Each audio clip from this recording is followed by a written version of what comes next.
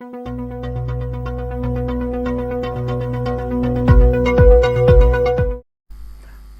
Second लहर के बाद अनलॉक की प्रक्रिया के तहत राजस्थान में विद्यालय पुनः खोल दिए गए, लेकिन स्टाफ के लिए, बच्चों के लिए अलास। राजस्थान सरकार चिंतित है। उसके लिए बच्चों की शिक्षा जारी रखने के लिए आओ घर पर सीखे कार्यक्रम संचालित किया जा रहा है। इसके तहत इस्माइल 3 कार्यक्रम भी प्रारंभ किया गया है। इस कार्यक्रम के तहत विद्यार्थियों के सामने टीचिंग मटेरियल कई स्टेप्स में, कई फॉर्मेट्स में प्रस्तुत किया जाएगा। मिशन ज्ञान के तहत बहुत सारे वीडियोस मिशन ज्ञान ऐप के ऊपर उपलब्ध हैं। वो वीडियोस विद्यार्थी डाउनलोड कर सकते हैं। शिक्षा दर्शन के तहत दूरदर्शन पर नियमित पाठों का प्रसारण किया जा रहा है। इसका एक निर्धारित शेड्यूल है, टाइम टेबल है। आप उनको देखकर यह पाठ देख सकते हैं। रेडियो पर शिक्षा दर्शन के साथ साथ शिक्षा वाणी कार्यक्रम भी प्रारंभ किया गया है। इसके तहत ऑडियो पाठों का नियमित प्रसारण किया जा रहा है। साथ ही प्रत्येक शनिवार को शनिवार एक क्विज भी प्रारंभ की गई है, जिसमें विद्यार्थी भाग लेते हैं। दोस्तों, मैं श्रवण मालवीय इंक जोन चैनल के हाईटेक सेगमेंट के साथ आज आपको अपने चैनल पर पुनः स्वागत करता हूं। आज मेरे चैनल पर आप अगर नए हैं तो इसको सब्सक्राइब करें, लाइक करें, शेयर करें, बेल आइकन प्रेस करें। दोस्तों, इस्माइल 3 में पोर्टफोलियो कैसे मेंटेन करें, क्या क्या रिकॉर्ड्स मेंटेन करते हैं, टीचर डायरी कैसे मेंटेन करें, स्टूडेंट्स कॉलिंग फॉर्म कैसे भरें, इन सब की महत्वपूर्ण जानकारी मैं इस वीडियो में आज आपको देने जा रहा हूं। इस्माइल 3 प्रोग्राम के तहत राजस्थान सरकार ने हाल ही में शिक्षा विभाग के लिए निर्देश जारी किए। इस निर्देश के तहत इस्माइल 3 के दिशा निर्देशों और पोर्टफोलियो संदर्भ को लेकर है। बनाना होगा पोर्टफोलियो। अब कक्षा 1 से 8 तक के सभी विद्यार्थियों को पोर्टफोलियो भी संधारित करना होगा। इसका पोर्टफोलियो में विद्यार्थियों की सामान्य जानकारी प्रथम पृष्ठ पर अंकित करनी होगी। गृह कार्यों के पृष्ठों तथा अन्य प्रिंट्स को फाइल में लगाया जाएगा। इस गृह कार्य का सत्रीय मूल्यांकन का भाग भी बनाया जाएगा।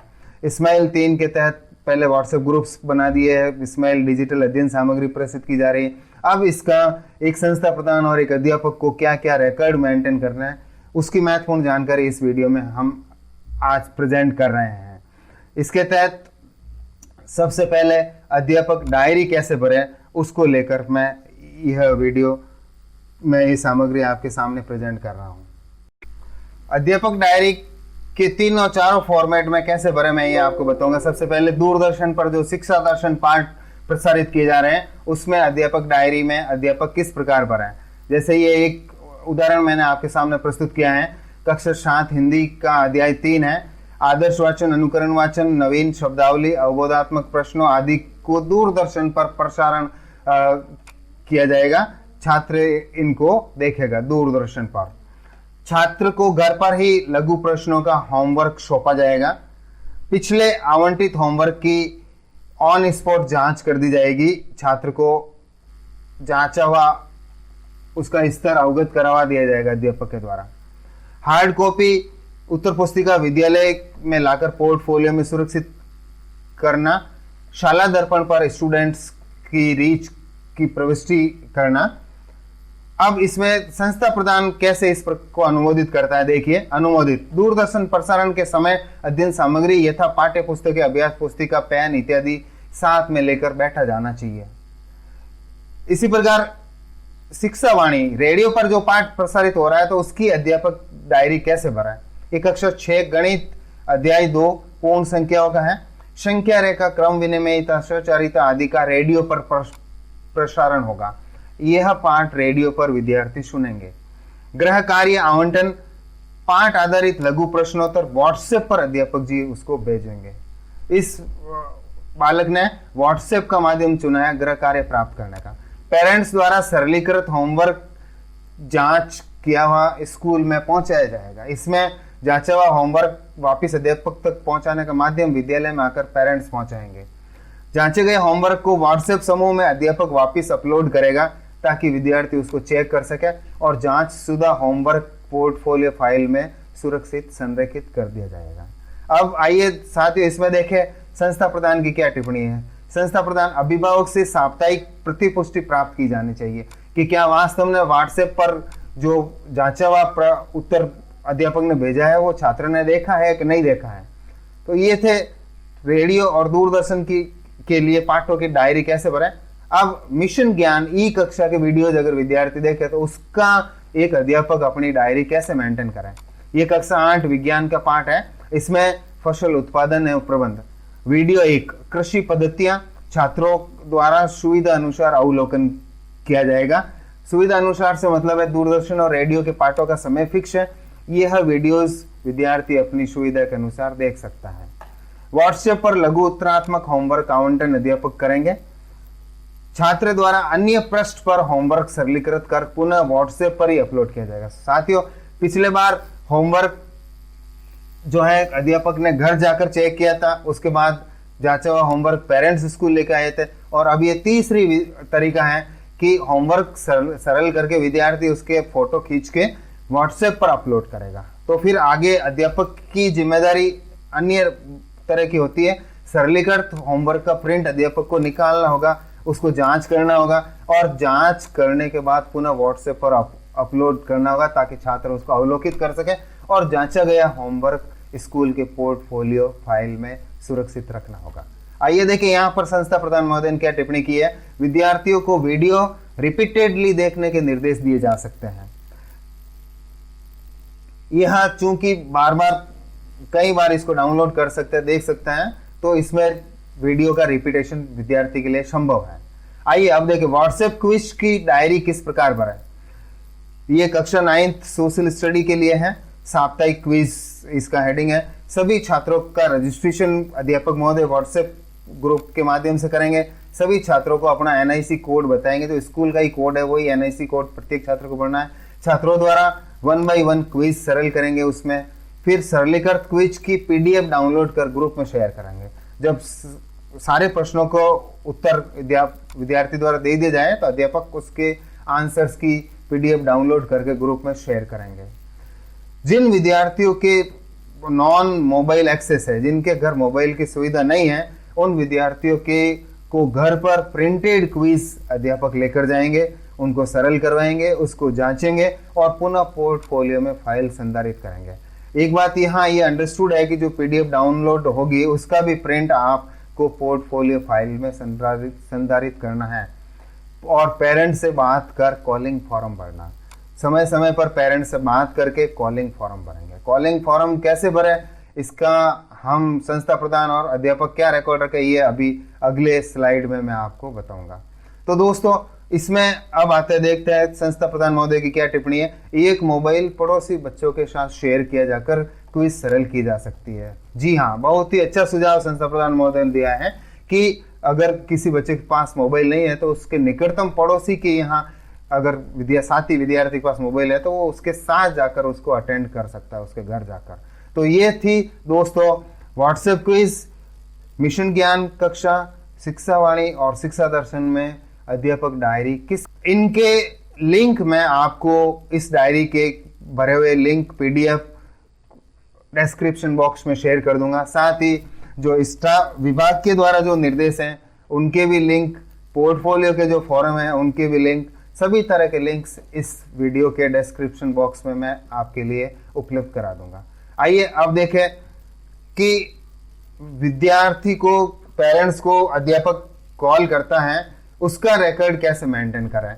यह एक फॉर्मेट है, इसमें आप विद्यालय के नाम यहाँ भर सकते हैं। विद्यालय का नाम भरने के बाद यहाँ पंचायत समिति भर दे, जिला भर दे, यहाँ विषय अध्यापक अपना नाम भर देगा, कक्षा भर देगा, विषय भर देगा और किस माह के लिए वो कर रहा है। यहाँ कॉलिंग की दिनांक आप भर देंगे, अभिभावक का नाम भरेंगे, संबंधित विद्यार्थी का नाम भरेंगे, उसके मोबाइल नंबर भरेंगे और उस पेरेंट से किस बाबत बातचीत हुई, जैसे उसको बताया गया कि होमवर्क चेक कर रहा है कि नहीं कर रहा है, वीडियो देख रहा है कि नहीं देख रहा है, व्हाट्सएप कंटेंट आ रहा है ग्रुप में वो देख रहा है कि नहीं देख रहा है, और यहाँ पर कक्षा अध्यापक अपना हस्ताक्षर कर देगा। और इसमें महीने भर में रोज 3-4 जनों को किए गए कॉल की डिटेल इसमें होगी। अंत में प्रति हस्ताक्षर संस्था प्रदान करेंगे। देखिए, कुछ प्रतिदिन न्यूनतम 3-4 विद्यार्थियों के अभिभावकों से बातचीत कर फीडबैक ले।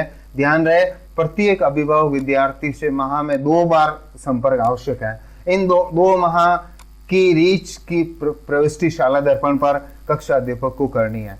विषय अध्यापक इसकी जानकारी इस फॉर्म को भर देगा, इसकी जानकारी अध्यापक को कक्षा अध्यापक को देगा और कक्षा अध्यापक महोदय शाला दर्पण पर कॉलिंग फॉर्म की डिटेल अपलोड करेगा।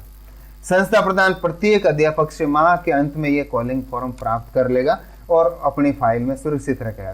तो अब ये अंडरस्टूड है कि एक अध्यापक 5 विषय पढ़ाता तो उसको 5 कॉलिंग फॉर्म भरना है।